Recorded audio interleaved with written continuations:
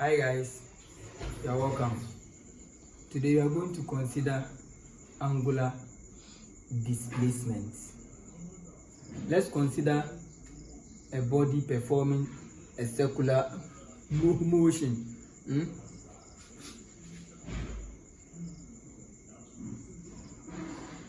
Let's say this is the center. Let's say the body wants to move from A then to, let's say, point B. Let's say from here up to here. You know that if you have a center, any line drawn from the center to touch any point on the circumference is called radius. So from here up to here is my radius, and from here out to this point is also my radius. Any line drawn from the center to touch any point on the circumference is simply a radius.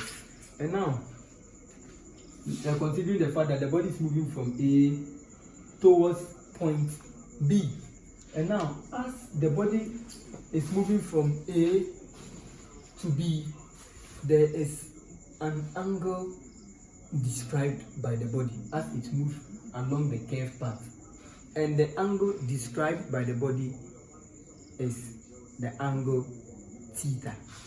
So the angle theta will be described over here. And now in circular motion, the angle described by the body performing the circular motion is what we call the angular displacement. So the angular displacement refers to what? The angle theta. So how can you define angular displacement? So angular displacement refers to the angle described by the body as it moves along a curved path. As simple as that. Now let's look at the SI unit for the angular displacement. So the SI unit of angular displacement.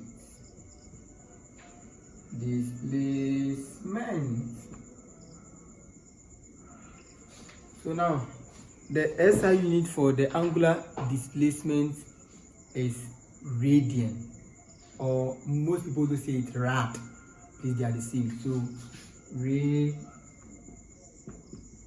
radian into bracket rad. Please don't say theta, because theta is always an angle. Are you okay? And you know that angles are mostly measured in degrees. So in mathematics, in most cases, theta is measured in degrees. But here lies the case in circular motion, the angle theta, that is the angular displacement, is measured in radian. So whenever you are being given the value of the angular displacement in degrees, please do well and change it to radian. At times you'll be given the angular displacement in terms of revolution, and you have to also change it from revolution to radian. And now, how do we convert degrees to radian or revolution to radian? So this brings us to the radian measure. Are you okay? So now let's look at the relationship that exists between degrees, radian, and the revolution.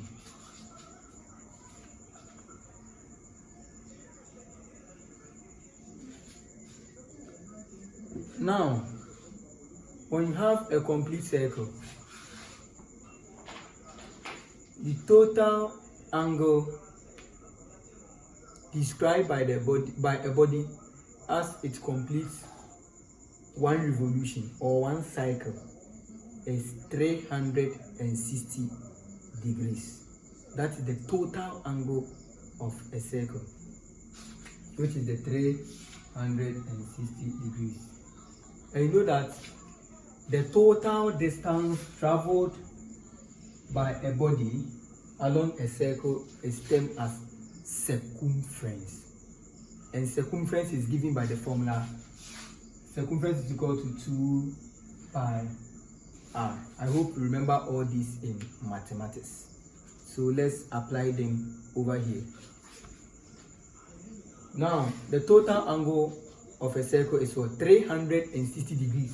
So we have 360 degrees is equal to 2 pi rad.